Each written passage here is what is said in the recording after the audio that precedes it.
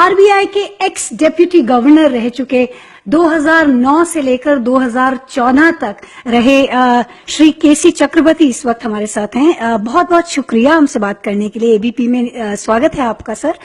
सबसे पहले जानना चाहूंगी कि आपके क्या विचार हैं इस डीमोनेटाइजेशन को लेकर के।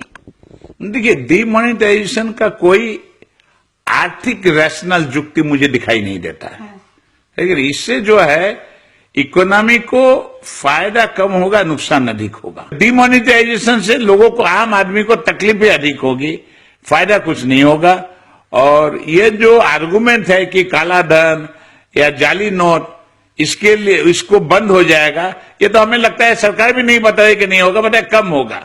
अब कम होगा अधिक होगा तब पता चलेगा जब हमें पता चले कि कितना काला धन है, कितना जाली नोट है, उस पर जो है तभी वो पता चलेगा। मैं तो सोचता हूं कि इसमें जो है 2-3 लाख करोड़ रुपया वेल्थ जो है डिस्ट्रॉय हो जाएगा सिस्टम का। तो और ये जो है वेल्थ जो है वो इकोनॉमी में second order, third order benefit देते हैं। लोग ये पैसा खर्चा करते हैं, उसको जाके सिस्टम में जो है वो यूज होता है, उससे गवर्नमेंट को टैक्स मिलता है, वो बेनिफिट चला जाएगा। लोग जो है अगर 2 घंटा लाइन में खड़ा होकर खुश है तो हमें कोई इतराज नहीं है, वो खुश है। मगर क्यों खुश है? तो मैं ही सोचता हूं कि शायद वो खुश है कि कुछ दूसरे लोगों का पैसा थोड़ा कम हो गया, तो ठीक है, उससे खुश है, तो हमें कुछ बताने का नहीं है। मगर इससे उनको क्या फायदा होगा मुझे पता नहीं चल रहा है। जो आदमी टैक्स नहीं देता है उसको पकड़ने के लिए गवर्नमेंट के पास एडमिनिस्ट्रेटिव मशीनरी है। हमें समझ में नहीं आता है कि नोट जो है उसका डिमोनेटाइज करके उनको कैसे आप पकड़ेंगे। वो तो आपका टैक्स मशीनरी, इनकम टैक्स का प्रोसेस सिस्टम, वो इनको आइडेंटिफाई करना है।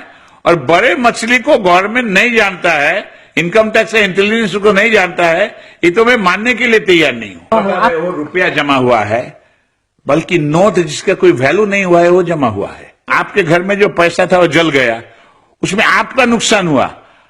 और वो जो आदमी पैसा जमा किए थे उनकी कमाई की पैसा नहीं है, फोकट की पैसा था।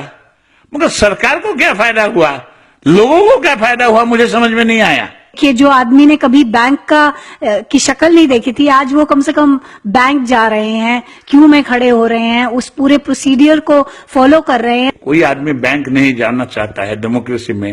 आपको जबरदस्ती क्यों बैंक भेजना चाहते हैं? उसका कोई पार्टिकुलर चॉइस नहीं है, वो तो इंसेंटिव देके उसको भेजने का है। अब तो गर्दन पकड़ कर उसको भेज रहे हैं।